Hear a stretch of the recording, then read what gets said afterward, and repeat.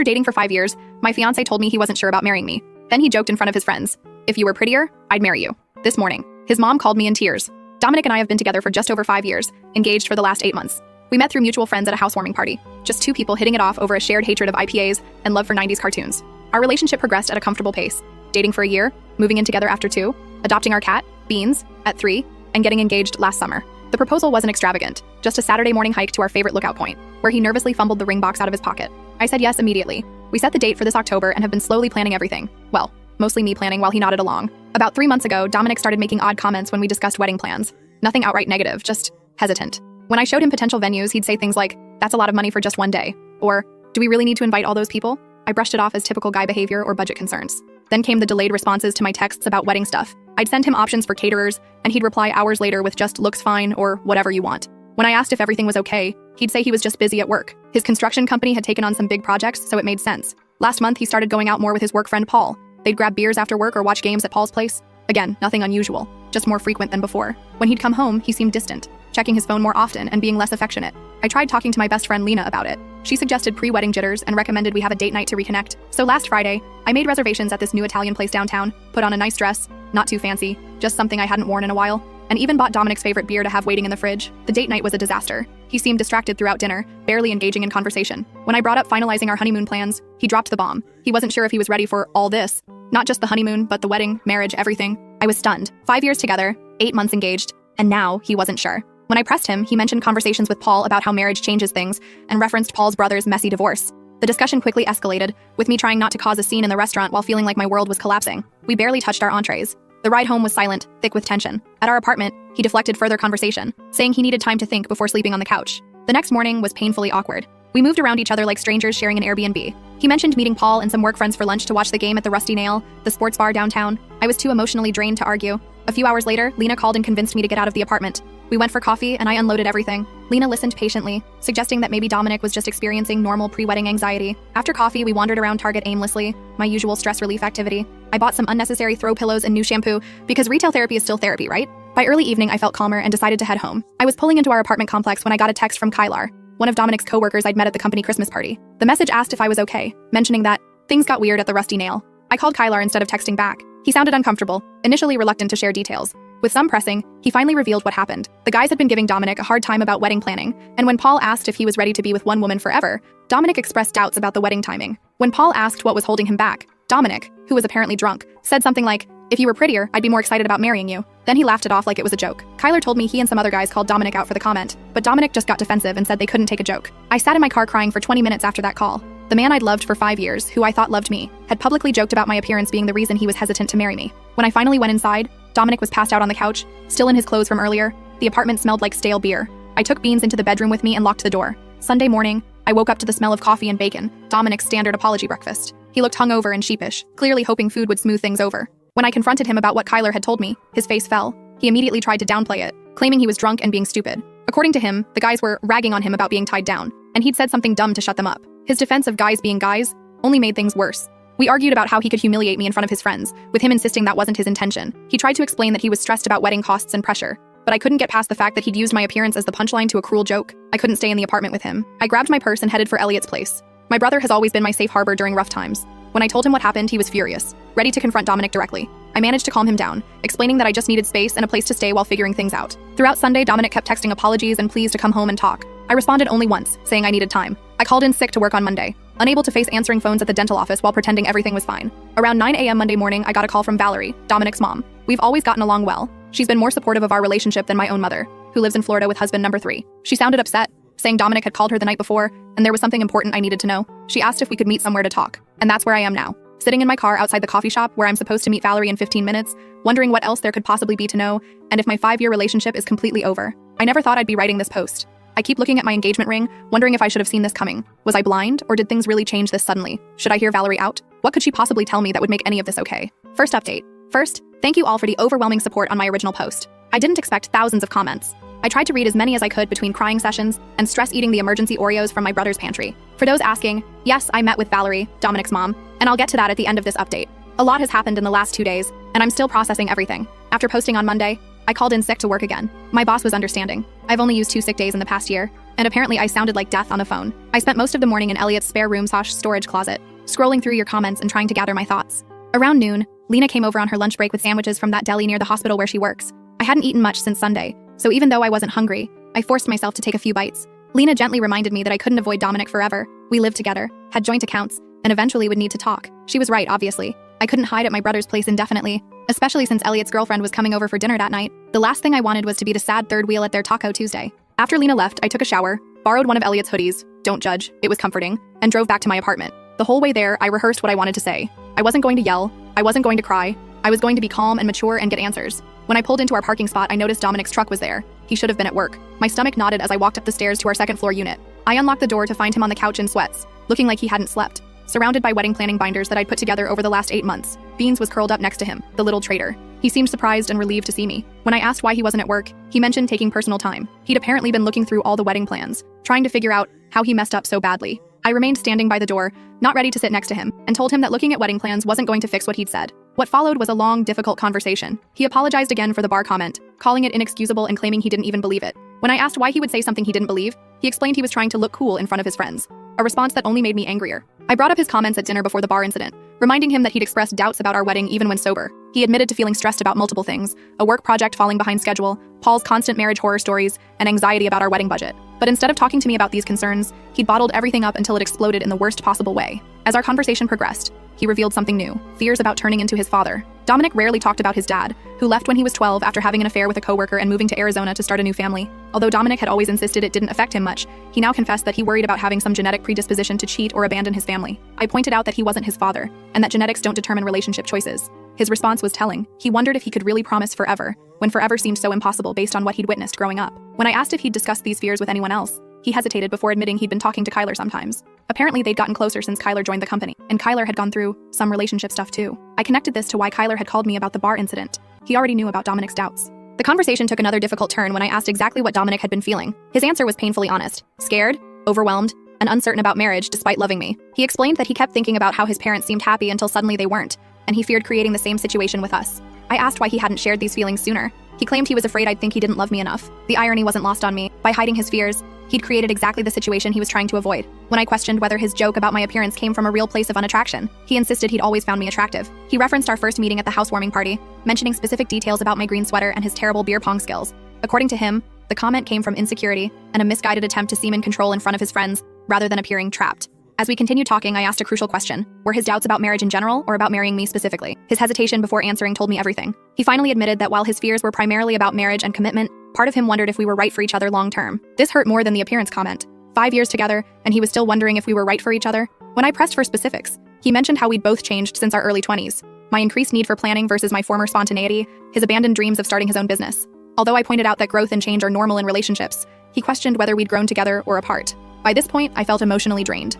I told him I needed time away to process everything, his public humiliation, his hidden doubts, and now his uncertainty about our compatibility. He pleaded for us to work through it together, offering to try therapy or couples counseling, but I remained firm about needing space. As I was about to pack more clothes, he mentioned my phone had been buzzing. I checked and saw 3 missed calls from Valerie. With everything happening, I'd completely forgotten our planned coffee meeting. When I mentioned this to Dominic, his expression changed to confusion, then concern. He asked what his mom wanted to talk about, and I explained she'd called crying the previous morning, saying she needed to discuss something important after his Sunday night call to her. His reaction was telling. The color drained from his face, and he wouldn't meet my eyes. When I asked what he'd told her, he vaguely mentioned their fight and his doubts, but his evasiveness made me suspicious. When pressed further, he said it wasn't his place to explain, and suggested I should hear whatever it was from his mom directly. I stepped away to call Valerie back. She answered immediately, concerned when I hadn't shown up for our meeting. I explained I was at the apartment talking with Dominic. She mentioned having something important to tell me and suggested meeting right away. Her voice sounded strained when I mentioned being with Dominic, further increasing my suspicion that there was something significant I didn't know. After arranging to meet Valerie in 30 minutes, I confronted Dominic again, asking what his mother knew that I didn't. He finally looked up, his expression a mix of guilt and resignation. He said there was something he should have told me himself and suggested I talk to his mom,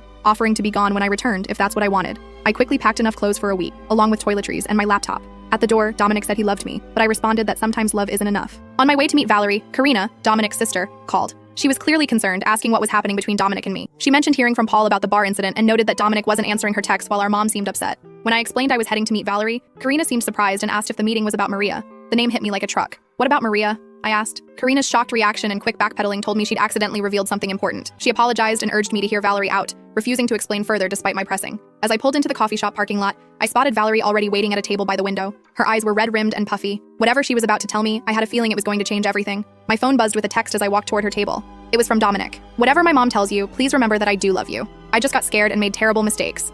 I'll understand if you can't forgive me. I put my phone away, took a deep breath, and sat down across from Valerie. Second update. Thank you all for the support on my previous posts. Reading your comments has been both comforting and overwhelming. I haven't been able to respond to many, but please know I've read them and appreciate the advice. I'm writing this from a new location, Lena's apartment. After meeting with Valerie yesterday, I couldn't face going back to Elliot's or our apartment. Lena has a pull-out couch that's slightly more comfortable than Elliot's storage room futon. Plus her cat Pepper doesn't judge me for crying into my cereal at 2 a.m. So, the meeting with Valerie. Where do I even start? The coffee shop was busy for a Tuesday afternoon. Some local community college had just let out classes, and students with laptops occupied most tables. Valerie had managed to snag a corner booth, the kind with high backs that create at least the illusion of privacy. She looked different than the last time I'd seen her, at our monthly family dinner 3 weeks ago. Her usually perfect bob was slightly disheveled, and she wasn't wearing any makeup. In the 5 years I've known her, I've never seen Valerie without at least mascara and lipstick. She's not vain, it's just her routine, like how some people can't start their day without coffee. When I arrived, she stood to hug me. She smelled like those lavender dryer sheets she always uses. I ordered a black coffee, even though what I really wanted was one of those sugary caramel things with extra whipped cream. Somehow it felt wrong to order something frivolous for this conversation.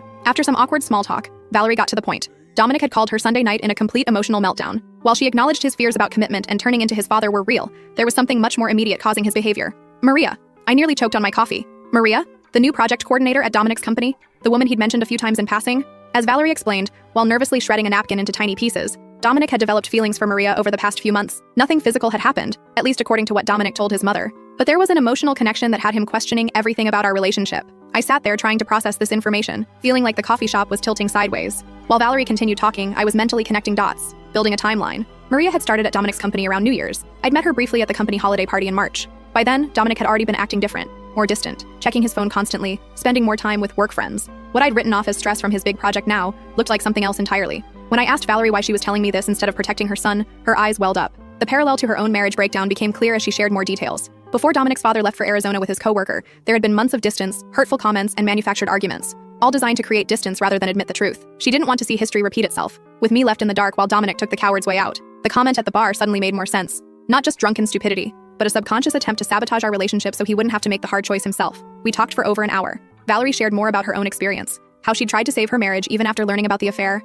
how she'd blamed herself for not being enough. Before we parted ways in the parking lot, she said something that's been echoing in my head ever since. The hardest lesson I learned was that you can't make someone choose you. They either do or they don't, and anything in between is just delaying the inevitable. I sat in my car for a long time afterward, staring at my phone. There were 3 new texts from Dominic, all variations of "I'm sorry" and "I love you," but not a single mention of Maria, still hiding the full truth. Instead of responding to him, I called Lena and asked if I could crash at her place. She didn't hesitate or ask questions, just said she was already making up the pull-out couch and offered to pick up dinner on her way home. That's the kind of friend everyone deserves during a crisis. I finally texted Dominic back. I know about Maria. Don't contact me again until you're ready to tell me the complete truth. I'll be collecting more of my things tomorrow while you're at work. Then I blocked his number. Not permanently, just for the night. I needed space to think without his explanations or justifications. On the drive to Lena's, Karina called. The conversation confirmed what Valerie had told me and added another layer. She had overheard Dominic and Paul discussing the situation last Thursday. She'd confronted her brother and made him promise to be honest with me after the weekend. Clearly, he'd failed to follow through on that promise. What surprised me most was Karina's unwavering support. Despite being Dominic's sister, she made it clear she was on my side in this situation. The relief I felt was enormous. I'd been worried about losing not just Dominic but his entire family, who had become my family over the years. Lena's apartment was exactly what I needed that night. A neutral space where I could just exist without explaining myself. We ate Thai food on her living room floor. Her coffee table was covered with papers from her online class. While watching a baking competition, neither of us really followed. The mundane normality of it was like a life preserver in the middle of my emotional storm. After Lena went to bed, I stayed up scrolling through photos on my phone. 5 years of memories with Dominic, vacations, holidays, random selfies on ordinary days. Our engagement photos showed us grinning like we'd won the lottery. I was making mental plans for the next day, going to the apartment while Dominic was at work, packing more things, maybe talking to the landlord about breaking our lease, when my phone buzzed with a text from an unknown number. Margot, this is Maria. I know you blocked Dominic. Can we meet tomorrow? There's more to the story that you should know. Just the 2 of us. I stared at the message for a long time, my heart pounding. What more could there possibly be? And why would this woman want to tell me directly? After what felt like an hour but was probably only minutes, I typed a response. Where and when? Third update. First, thank you all for the overwhelming support on my previous posts. I've been reading your comments during sleepless nights, and they've helped more than you know. For those asking how I'm doing, I'm surviving. Some moments are easier than others. The meeting with Maria happened, and it went nothing like I expected. We met at this little breakfast place near the park. Neutral territory, I guess. When I arrived, she was already there, nervously scrolling through her phone. She looked different than I remembered from the company party. Less polished, more human somehow. Her hair was pulled back in a messy bun, and she wore minimal makeup.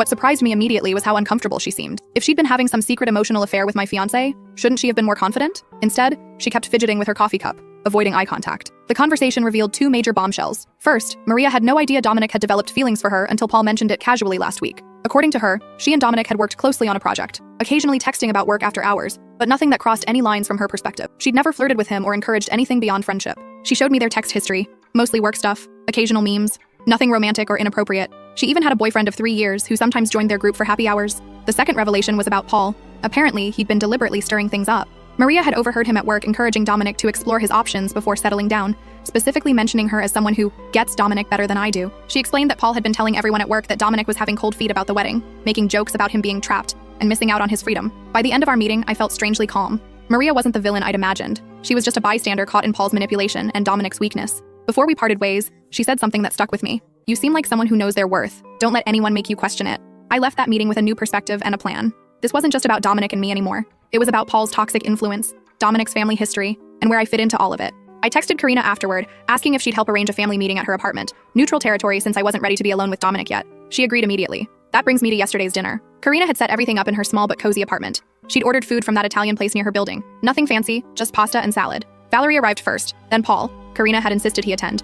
And finally Dominic, who looked like he hadn't slept in days. The first 20 minutes were excruciating. We all sat around Karina's dining table, pushing pasta around our plates, making strange small talk about the weather and Karina's new coffee table. The elephant in the room was practically stealing food off our plates, but no one wanted to be the first to acknowledge it. Finally, Valerie broke the silence by stating bluntly that we weren't there for a social gathering, but to address what had been happening and find a way forward. That opened the floodgates. I shared what I'd learned from Maria, watching Paul's face carefully as I spoke. The way his expression shifted from confusion to defensiveness told me everything. He tried to interrupt, claiming he was just looking out for his friend, but Karina shut him down immediately. Dominic mostly sat in silence, staring at his barely touched pasta. When directly addressed, he admitted that Maria had just been friendly, but he'd built it into something else because he was scared of turning into his dad. Valerie visibly flinched at that comment. When I brought up the joke at the bar, Dominic looked genuinely ashamed. He admitted it had nothing to do with Maria. It was just him being a coward. Paul was giving him a hard time about being whipped, and instead of standing up for our relationship, he'd said something horrible to seem cool. According to Dominic, it was never about my looks. Paul tried to dismiss it all as just guy talk, but Karina reminded everyone that Dominic and I were supposed to get married in 3 months. That simple statement, the reminder of our rapidly approaching wedding date,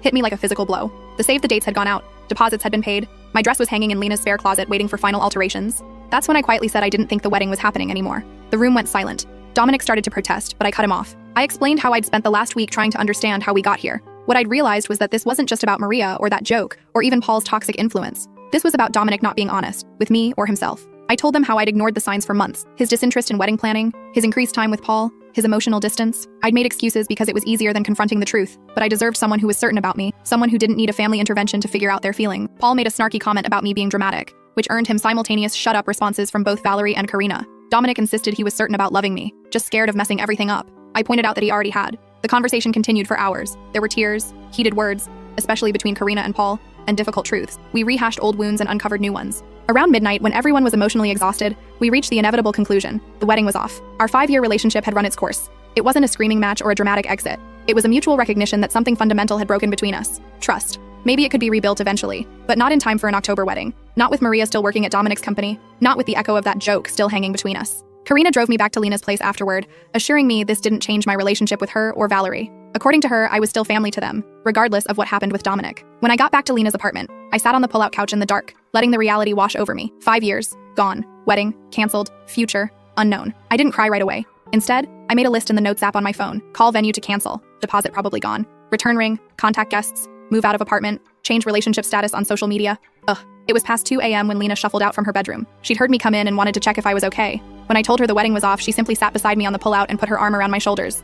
We sat like that until sunrise, not saying much, just existing in the strangeness of my new reality. This morning, I woke up to a text from Dominic asking if we could meet to discuss practical matters. The apartment lease, separating our finances, what to do with the furniture we bought together. So adult, so final. I also had a message from Elliot asking when he should come over to help pack my things. My brother, always practical, and one from my mom, who'd somehow heard through the grapevine, probably from one of my cousins who follows Karina on Instagram, and wanted to know if she should cancel her flight for the wedding. The ring feels heavy on my finger now. I've been twisting it absently, a nervous habit I didn't realize I had. It's a simple design, a round diamond in a white gold setting, nothing flashy or elaborate. Dominic had chosen it because it was classic, like our relationship. The irony isn't lost on me. I called the venue this morning. The coordinator was sympathetic but firm. The deposit is non-refundable this close to the date. $8,000 down the drain. Money we'd saved for over a year, cutting back on vacations and new clothes and dinners out. The practical side of me winces at the waste. The emotional side doesn't care about money right now. Karina texted that she'd found a photographer who might be willing to transfer our deposit to another event in the future. Valerie offered to help contact family members about the cancellation to spare me the awkward conversations. Small kindnesses in the aftermath. Paul, unsurprisingly, sent a non-apology text about how these things happen for a reason, and how I'd find someone better suited, eventually. I deleted it without responding. Maria sent a short message expressing her regret about the situation and assuring me again that nothing happened between them. I believe her, strangely enough. She seems like collateral damage in this mess, a convenient projection for Dominic's fears and Paul's manipulation. The hardest part is the mundane reminders. The wedding planning binder still sitting in my tote bag, the shared Spotify playlist we'd been building for the reception, the honeymoon research folder on my laptop, little pieces of a future that no longer exists. Lena suggested I take a mental health day from work, but I decided to go in. Sitting at home scrolling through Reddit and overthinking everything seemed worse than the distraction of answering phones and filing insurance claims. My coworkers have been mercifully normal. Either they don't know yet, or they're politely pretending not to notice my puffy eyes and absent engagement ring. I'm meeting Dominic tomorrow at a coffee shop to exchange keys and discuss the apartment. He's agreed to move out since my name is on the lease, and he can stay with his cousin temporarily. Another practical conversation in the business of dismantling a relationship. Part of me still can't believe this is happening. Last month we were debating reception songs and testing cake flavors. Now we're dividing up kitchen appliances and deciding who keeps the PlayStation. I keep thinking about something Valerie said at the dinner. Endings are rarely clean or perfect. Most of the time they're messy and sad and complicated. She would know. She rebuilt her life after Dominic's father left, raised 2 kids alone, found happiness again eventually. Looking at her now, you'd never guess she went through something so painful. Maybe there's hope in that. For now, I'm taking it one day at a time. Tomorrow, I'll handle the apartment and finances. Next week, I'll start looking for my own place. The future beyond that is blurry, but it exists. Karina just texted to ask if I want to meet for coffee this weekend. She mentioned that her family friend Kenzo, an older gentleman who's known their family forever, offered his vacation cabin if I need a getaway to clear my head. The support from Dominic's family is unexpected, but deeply appreciated. I haven't decided if I'll take Kenzo up on his offer. Part of me wants to escape somewhere quiet to process everything. Another part knows I need my support system right now. Lena with her practical compassion, Elliot with his protective big brother energy, even Valerie and Karina with their complicated loyalty. What I do know is that I won't be checking my wedding countdown app anymore, won't be pinning reception decor ideas, or practicing a new signature with Dominic's last name. That future is gone. And while I don't know what comes next, I'm starting to believe there will be something. Last update. It feels strange to be writing this final update from my new apartment. It's been 3 months since the family dinner that ended my engagement. 3 months of piecing my life back together in ways I never expected. Some of you have sent messages asking for an update, so here it is. The good, the bad, and the unexpected. First, the practical stuff. Dominic moved out of our shared apartment within a week of our breakup. Elliot and Lena helped me pack up his things while he was at work, leaving them neatly labeled in the living room for him to collect. It was surreal, separating 5 years of shared existence into his and mine. The coffee maker he'd gotten for his birthday, the throw blanket I'd bought on our weekend trip to that little mountain town, the framed photos we'd hung on every wall. The apartment felt hollow afterward, like a stage set rather than a home. I lasted 2 more weeks there before the lease manager agreed to let me break the contract with an extra month's payment. It was worth the money to escape the ghost of our relationship that lingered in every room. Finding a new place was harder than expected. The rental market is brutal right now, and my budget as a single person is considerably tighter. I ended up in a smaller 1-bedroom across town, further from work, but with a tiny balcony where I've started growing herbs in dollar store pots. The basil keeps dying, but the mint is thriving against all odds. I choose to see that as symbolic. Financially, it's been an adjustment. Our shared expenses were suddenly all on me. Car insurance, streaming services, even groceries seem more expensive when you're cooking for one. I've become that person who uses coupons and buys store brands, tracks expenses in a spreadsheet, and thinks twice before ordering takeout. Growing up stuff I never thought I'd have to learn at 29. The wedding vendors were surprisingly understanding. The venue kept our deposit, but sent a kind note hoping I'd find happiness. The florist refunded half our payment despite their no refund policy. The DJ recommended his brother who works at a therapy center, an unexpected but thoughtful gesture. The engagement ring sits in my dresser drawer in its original box. Dominic said I should keep it or sell it, that it was bad karma for him to take it back. I haven't decided what to do with it yet. Some days I forget it's there. Other days I open the box and stare at it, wondering how something so small could have represented such big promises. Social media was its own special hell. I waited 2 weeks before changing my relationship status, dreading the flood of questions. When I finally did it, at 2 a.m. on a Tuesday, the notifications poured in anyway. Well-meaning friends with their "what happened" messages, distant relatives offering prayers, former classmates I hadn't spoken to in years, suddenly sliding into my DMs with faux concern that felt more like curiosity. I posted a brief, vague statement about mutual decisions and requesting privacy, then muted notifications and threw my phone across the couch. Later, I posted a single photo of my new apartment keys with the caption, "New Beginnings." It got fewer likes than my engagement announcement, but felt more genuine somehow. Now, about Dominic. We've spoken a handful of times since the breakup, mostly about practical matters. Mail that came to the wrong address, the shared cloud storage account we forgot to separate, returning a borrowed air fryer to his sister. Each conversation has been civil but strained, like acquaintances forced to make small talk in an elevator. He's still working at the same company, still friends with Paul, though Karina tells me they've had some falling out recently, still living at his cousin's place. According to the grapevine, aka Karina, the situation with Maria got awkward after our breakup. She requested a transfer to a different team and has been cold toward him since learning the full story. The biggest surprise came last month when Dominic texted asking if we could meet. We hadn't seen each other face to face since the key exchange at the apartment, and part of me was curious what he wanted. We met at a coffee shop near my new place, neutral territory with plenty of witnesses, as Lena half-jokingly suggested. He looked different, thinner, with darker circles under his eyes, wearing a shirt I didn't recognize. The first 10 minutes were stilted small talk about work and weather. Then he pulled out a journal. "I've been seeing someone," he said, and my heart did a weird little stutter before he clarified, "A therapist, I mean." The journal was part of his therapy, daily reflections on patterns and behaviors he wanted to change. He'd been examining his relationship with his father, his friendship with Paul, and the way he treated me. He didn't ask for forgiveness or reconciliation. He just wanted me to know he was working on himself. I should have done this years ago, he admitted. Maybe things would have been different. It was the most self-aware I'd ever seen him, and I found myself genuinely hoping therapy would help him. Not for my sake, that ship has sailed, but because carrying around that much unresolved family trauma seemed exhausting. Before we parted ways, he mentioned he'd heard I was still close with his mom and sister. I'm glad, he said. They need good people in their lives. That's been one of the strangest parts of this breakup. Maintaining relationships with Dominic's family while disconnecting from him. Valerie texts me weekly, usually sending funny memes or updates about her garden. Karina and I have breakfast every other Sunday at this little diner halfway between our apartments. They've been careful not to put me in uncomfortable positions or share too much about Dominic, respecting the boundaries I've set. As for me personally, I'd like to say I've had some profound awakening, that I've found myself through this heartbreak. The reality is messier. Some days I feel liberated, relieved that I didn't marry someone who could hurt me so carelessly. Other days, usually when my hot water heater acts up, or I can't reach something on the top shelf that Dominic would have grabbed for me, I miss the practical comforts of partnership. I've started therapy too, not because of the breakup specifically, but because it made me realize how much I'd compromised myself in that relationship, how many red flags I'd ignored because they came wrapped in the comfort of familiarity, how much of myself I'd set aside to make room for Dominic's needs and insecurities. My therapist suggested I reclaim some parts of myself that got lost along the way. I've resumed hiking on Saturday mornings, something I'd stopped doing because Dominic always complained about early wake-ups on weekends. Dating again feels like a distant concept, though my colleagues have started making noises about setting me up with this great guy they know. I'm not ready. Maybe in a few more months,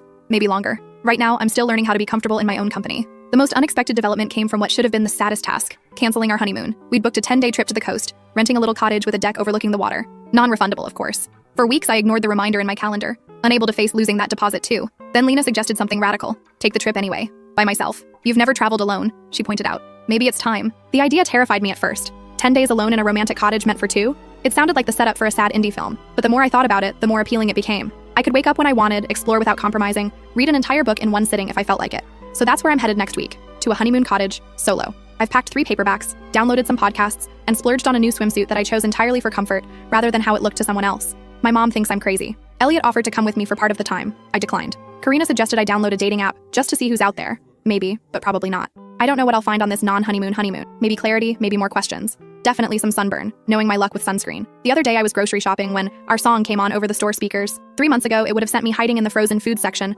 fighting back tears. This time I just felt a slight twinge, like pressing on a bruise that's mostly healed. Progress, not perfection. I'm not going to pretend I've got everything figured out. My new apartment's shower has mysterious temperature fluctuations. I killed another basil plant yesterday. I still occasionally grab my phone to text Dominic about something funny before remembering we don't do that anymore.